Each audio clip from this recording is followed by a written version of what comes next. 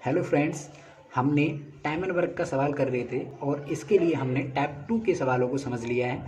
अब हम टाइप 3 के प्रश्नों को हल करेंगे और उन्हें समझने की कोशिश करेंगे। देखिए, मैंने सवाल लिखा हुआ है आपके लिए मित्रों कि ए एक काम को 12 दिनों में कर सकता है तथा ए और बी मिलकर उसे 10 दिनों में कर सकते हैं, तो बी अकेला उसे कितने दिनों में कर सकता है।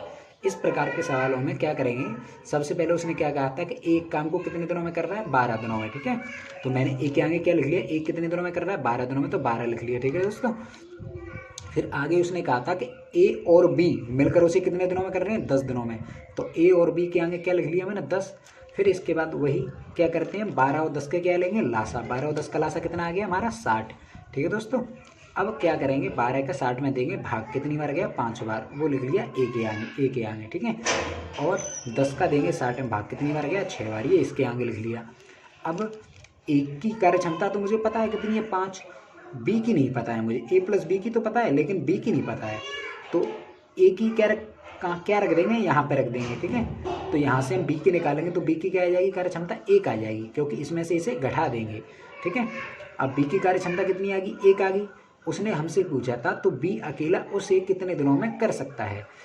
तो जो भी पूछा हो, मैंने आपको पहले सवाल कराए थे उनमें क्या था कि वो पूछता था कि दोनों मिलकर कितने दिनों में करेंगे, तो क्या करते थे हम, ए और बी दोनों की कार्य क्षमताओं को जोड़ देते थे। यहाँ पे थोड़ा अलग है, यहाँ पे अलग क्या है, उसने पूछा अकेला बी कितने दिनों में करेगा, तो बी की कार्य क्षमता हमने निकाल ली, कितनी आई है हमारी, 1। तो 1 का क्या कर देंगे, कुल कार्य में भाग दे देंगे, तो 1 का 60 में भाग देंगे तो 60 ही बार जाएगा, इस प्रकार से। ठीक है मित्रों, अब हम दोस्तों दूसरा सवाल देखेंगे इसी तरीके का, एक और सवाल हल करेंगे। देखिए, ये मैंने लिखा है आपके लिए, पढ़ो पहले इसे कि ए और बी मिलकर एक खेत को 20 दिनों में जोत सकते हैं तथा बी अकेला उसे 25 दिनों में जोत सकता है, तो अकेला ए उसे कितने दिनों में जोत सकता है। ठीक है, सबसे पहले क्या दिया था उसने मुझे कि ए और बी मिलकर एक खेत को 20 दिनों में जोत सकते हैं, तो ए प्लस बी के आगे क्या लिख लिया मैंने, 20 दिन। ठीक है, और उसने आगे मुझे दिया था कि अकेला बी उसे कितने दिनों में जोत सकता है, 25 दिनों में, तो बी के आगे क्या लिख लिया मैंने, 25 दिन। फिर क्या करते हैं, इन दोनों का क्या लेते हैं हम, लासा, तो 20 और 25 का लासा कितना होता है दोस्तों, 100। ठीक है, तो यहाँ पे मैंने कितना लिख लिया, 100। ठीक है, इसके बाद इसका इसमें क्या देते हैं, भाग, तो 20 का 100 में भाग देंगे, कितनी बार जाएगा, 5 बार, ये यहाँ पे लिख लिया मैंने। 25 का 100 में भाग कितनी बार जाएगा, 4 बार, ये यहाँ पे लिख लिया मैंने। अब मुझे बी की कार्य क्षमता तो पता है कितनी है, 4, लेकिन ए की नहीं पता। अब ए की कार्य क्षमता निकालने के लिए क्या करूँगा, बी की वैल्यू यहाँ रख दो, तो ए की वैल्यू कितनी आ जाएगी, 1 आ जाएगी, इसमें से इसे क्या कर देंगे, घटा देंगे। ठीक है, तो ए की कार्य क्षमता कितनी आ गई, 1 आ गई।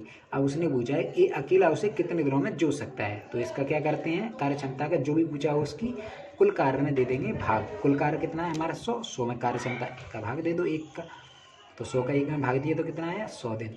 ठीक है दोस्तों,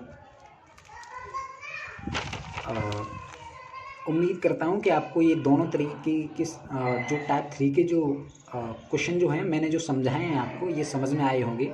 यदि आपको समझ में आए हैं तो आपके अभ्यास के लिए मैंने 3 प्रश्न और लिखे हुए हैं, देखिए, और इन प्रश्नों के आंसर भी मैंने आपको दिए हुए हैं। साथ ही साथ इन प्रश्नों को आपको हल करके देखना है। यदि कोई भी प्रश्न आप पे नहीं आता है तो आप कमेंट बॉक्स में मुझे बता दीजिएगा। ठीक है, मैं आपको एक और बार समझा दूंगा, और जब भी आप इन सवालों को करें तो वीडियो को पॉज कर लें। धन्यवाद दोस्तों।